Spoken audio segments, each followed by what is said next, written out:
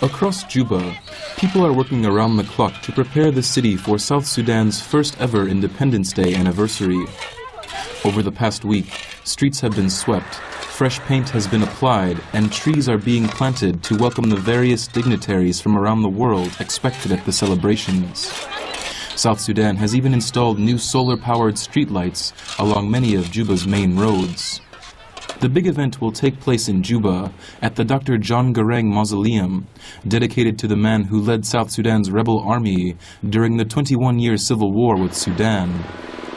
South Sudan's first president, Salva Kiir, is expected to speak here to tens of thousands, and leaders from across the region have been invited.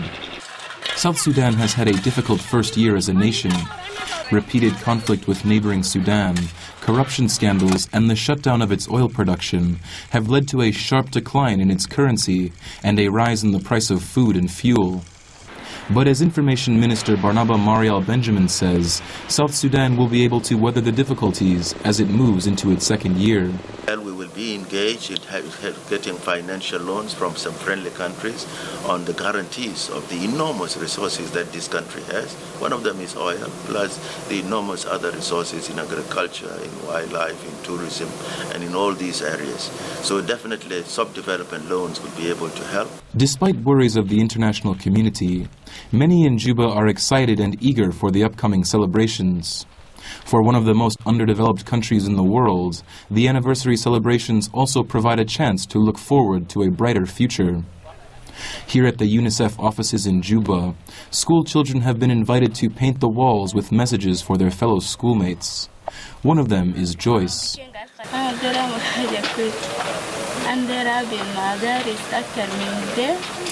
With my drawing here, I have my vision of building many schools, hospitals, to help my people, since my country is now an independent country. It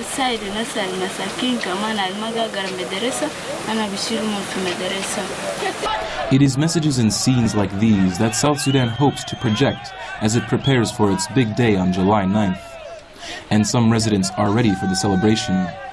But with rising inflation, corruption, and conflict, many observers are not sure that South Sudan's second year as a nation will be better than its first.